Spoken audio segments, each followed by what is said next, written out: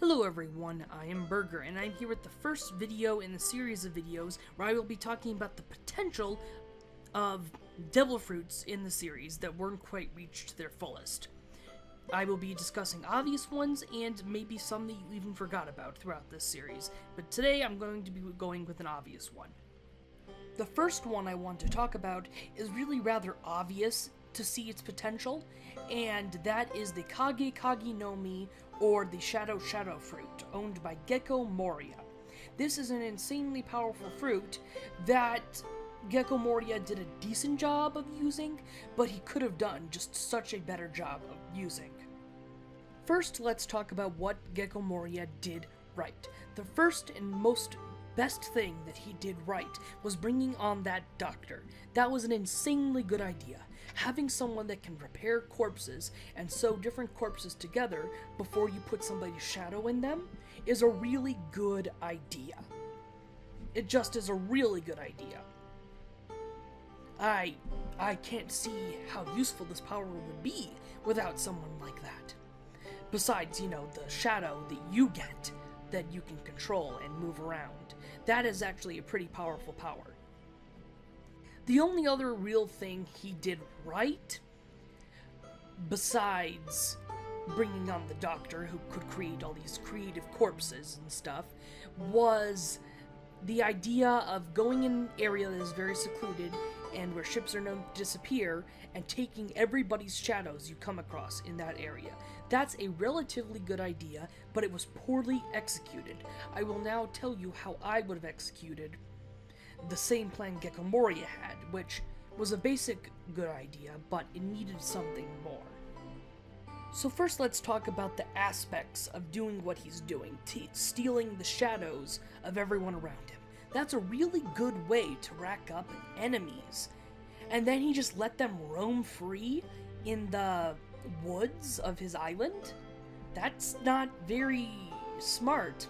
And then the other part of his idea is when you take someone's shadow, they lose their ability to move in sunlight. So he just puts them adrift on their ship? That's not a good idea at all. He's got this giant castle, and that's what he does. Here's what I would have done instead. I would have used the doctor's ability to disable all of the people whose shadows I stole. Permanently disable them, make their arms and legs useless, and then throw them in a dungeon and give them a feeding tube. That may sound incredibly cruel, but it's the most effective way of using this very scary power, actually.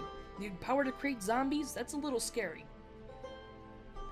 So that's what you would do to keep people from turning on you, because this is a really good way to rack up enemies.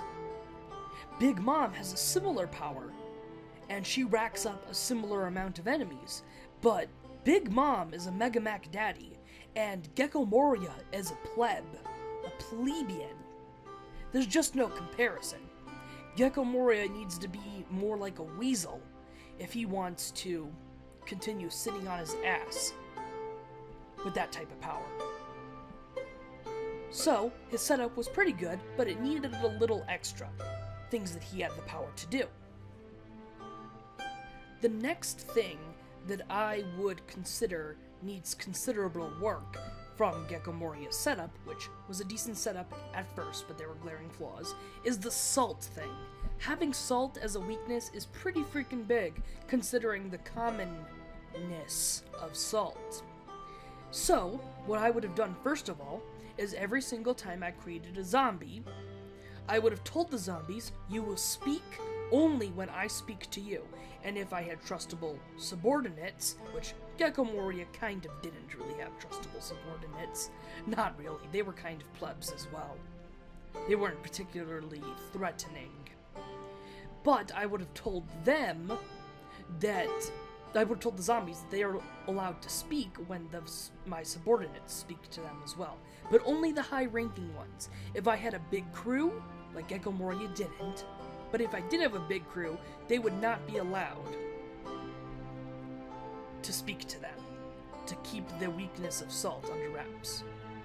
The next thing I would do is make salt not exist on the island.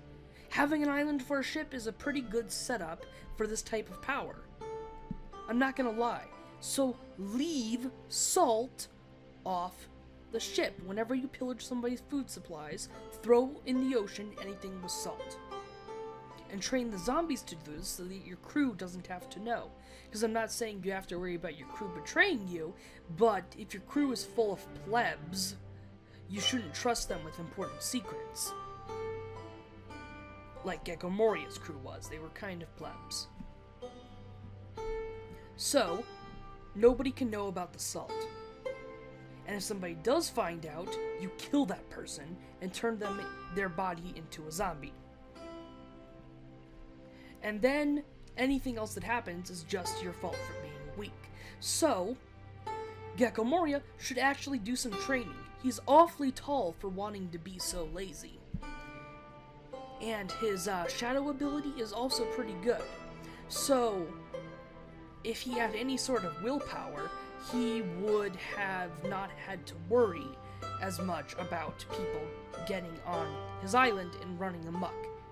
He also should have made a habit, seeing as he's clearly the strongest one there, he should have made a habit of dealing with the people who come onto his ship personally.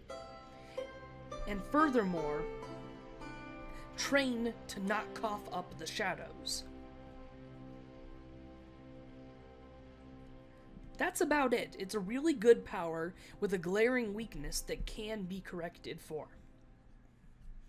It's just like Big Mom, her homies have a big weakness as well, and that is the Beaver card, except it's not as common as Salt. So Gecko Moria definitely has a disadvantage with the Salt, but if he just decided to stop being a pleb and actually worked hard to be strong, he could deal with the people who come onto his island personally, eating the appropriate amount of shadows he needs, and there would be no problem. He should also install training regiments for scouts and have his zombies trained very intelligently, that if they see someone, they immediately report it back to him, instead of just sitting around sharing a cup of sake in the woods. The zombies aren't people. There's no reason to give them so much freedom. Those zombies had an awful lot of freedom. There's no need to. If they can't refuse orders from Gecko Moria, then Gecko Moria should give them very strict orders upon their creation. A lot like how Sugar did. The way Sugar gave commands to her toys? That's totally something that Gecko Moria is capable of, because the zombies have to do everything he says. So he should have been much more strict with them. Really, his flaw was that he was lazy and his plan was half-assed. But how would he get so far as to have an island for his ship and still do the other half of his plan half-assed? Really? He was a very flawed individual who seemed to have some trauma regarding the death of his crew. So I'm not sure what caused that, the details, but it can't have been pretty. All in all, it's an incredibly great devil fruit that has a lot of potential to be strong.